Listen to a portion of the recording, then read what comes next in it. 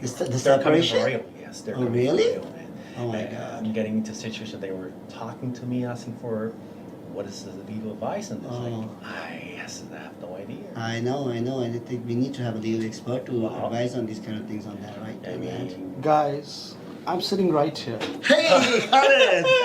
You could just ask me, right? There we You go. just asked me. why not? Why not? Hey guys, Bob's here, and Yusuf's here. Hey, everyone. Mr. Khalid is here as well. So over the years, Khalid, being a legal advisor of IQI Global Real Estate Canada, he's been very supportive at this point, and we had this series called the IQI Legal class, Legal Master Legal Speak. Yeah. And we are coming in with a lot of feedbacks from our audience out there. And one of the most discussed topic was about the divorce type of situations and what is going to be getting involved. This kind of, because we feel like this is a big topic that we Yeah. always, going to talk Encounter, about. yeah. Exactly. So we decided to come up with this, episode to have a live discussion for this and to give you guys a little more information on this one. So thanks for being Khalid, here. officially welcome. So again, I just want to point this out again, right? Yeah. Because IQ Legal Speak is something that we are doing as a series, right? Yeah. Where we tell people about things that actually affect their lives on a daily basis. And you hear it from the mouth of a lawyer. And while I'm saying that, I might as well say, this is not legal advice. This is just legal information. This is a disclaimer that I'm just letting everybody else know. Whatever is being said here is being talked about in the setting of just legal information and normal conversation. None of it is to be taken as legal advice.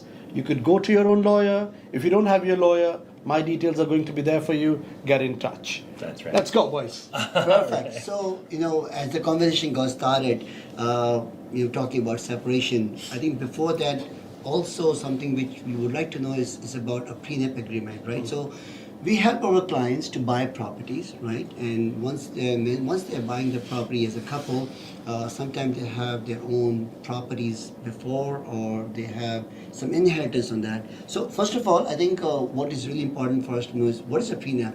How does it work? Again, Yusuf, before I tell you what a prenup is, I just want to point out that people, when they want to buy a house, because I believe that is the most important thing in anybody's life, right? They can get married later on, but they want to have a property, right? First. I can say that for myself at least, South Asians or perhaps even Asians, right? Across cultures, right? Yeah. So people usually have a house and they want to protect their assets, Yes. right? So protecting assets, passing it down to your,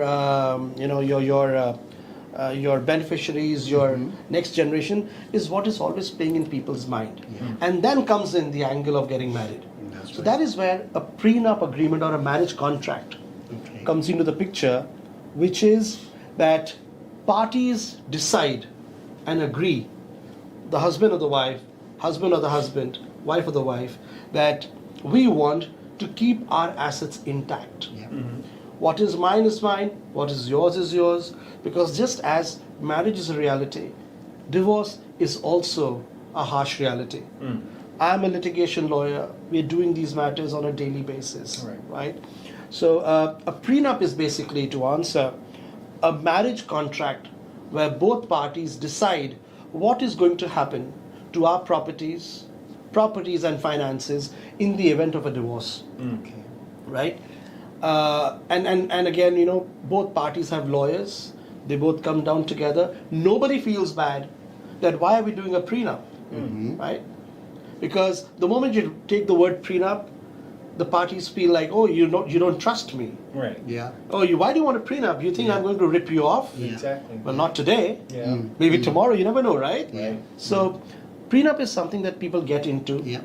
purely for the purposes of trying to protect their interest and trying to protect their assets. Okay. So, long story short, a prenup is a pre-nuptial or a pre-marriage contract Okay.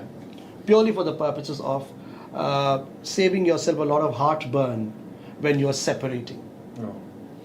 Cool. So what I understand is that when we are talking to our clients, if this is something which they already have got it properly inherited, is something I think we should at least, okay, again, we're not a legal expert, but we should try to bring it up on that, because as you were discussing about the Yes. case on that, it could happen. So It is. you want to ask about the separation? That's the thing. No, before we get into separation, I think Yes. Yeah.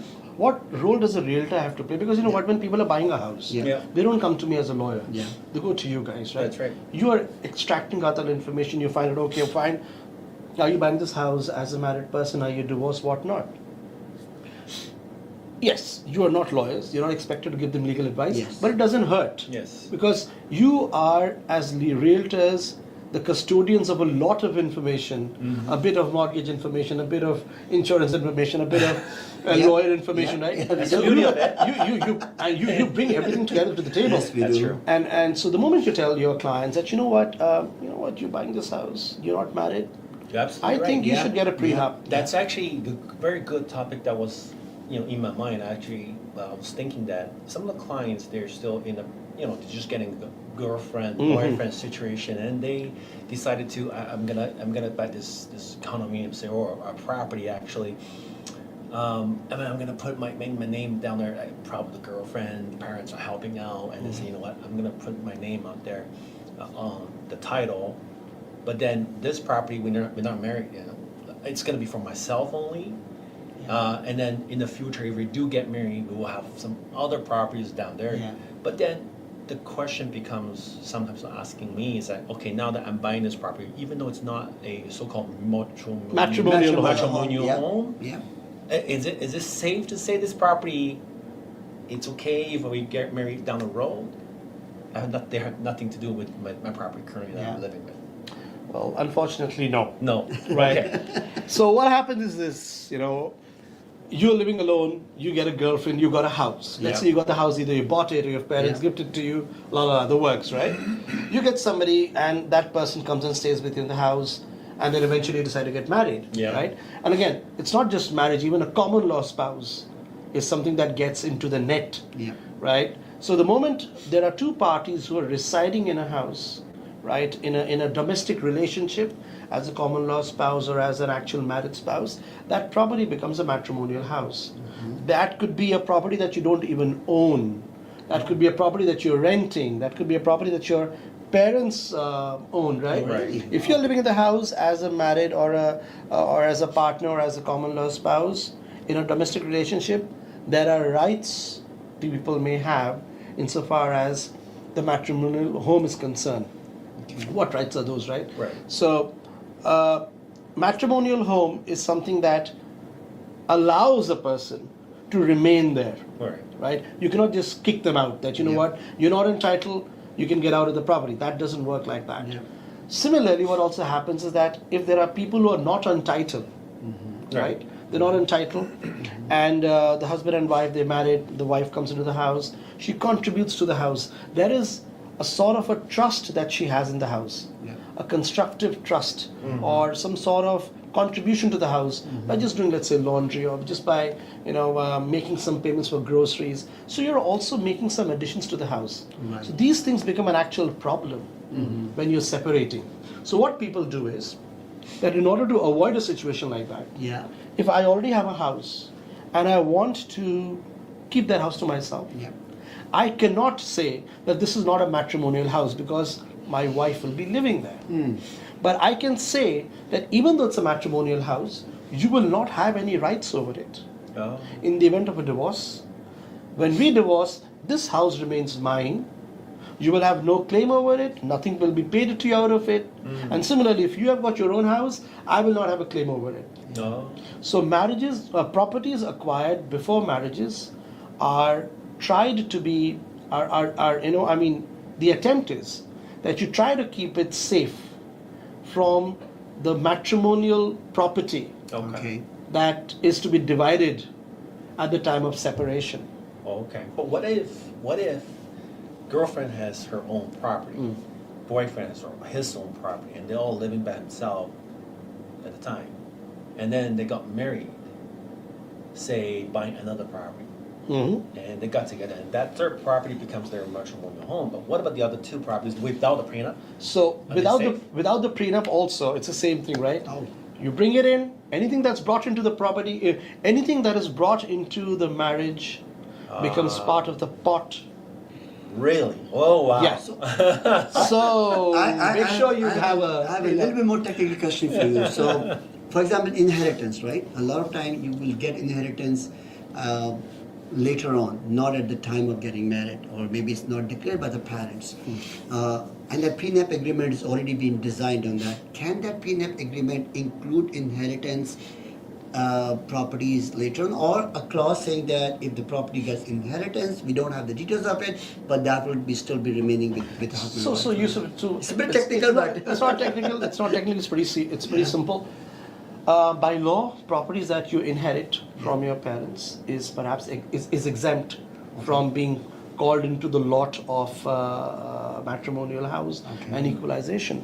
So what happens is that you can either advise or agree in the prenup agreement that whatever property falls to me at the time of, during the subsistence of a marriage or at the time of divorce, if a property is coming to me in addition to the property that I already have, it's coming to me through inheritance, that is going to be, strictly no-go, right?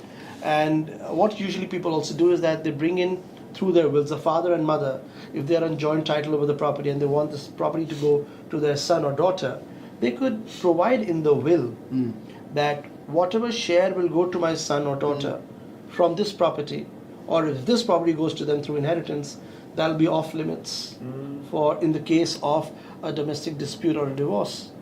So this is how people try to, keep properties outside the clutches of an embittered spouse or a partner. Yeah. But prenups, getting back to prenups, it's very important that people realize the importance of a prenup, that why you need to get into this, what is it that you want to avoid, and very importantly, a prenup is there used by a person who has the assets against the person who does not have any assets. Right? So the person who's giving up their rights to get any sort of entitlement over the rich person's property, that person who's giving up their right, it could be the girl, it could be the boy, they also need a lawyer. And that lawyer will always tell that person, don't give up your rights. Right? Yeah. But because parties want to get married, and the girl or the boy thinks, you know what, I don't want his money, I don't want her money, I will sign anything I want. They sign the document. Only at that time. Yeah, exactly. I would say always think positively. The moment I go to a marriage, a wedding, I pray. You never have to come to me or to any other lawyer, and this property remains intact. So prenups at the time that you're signing, there could be certain teething problems. Right. Yeah. But it saves you a lot of trouble Exactly. when things happen. Whether or not both have properties or whether one has property, right? It's designed to protect your assets at the time of marriage. Anything afterwards is impossible to free from the net of matrimonial property. Okay. That's what it is. Well, fast forward, right? It comes to a point that, okay, people wanted to go separate ways. Yeah. So now, most of the cases, they don't have prenup, I'll say, because sometimes people just get excited, right? They get married. And that's where the separation agreement comes into the pictures. And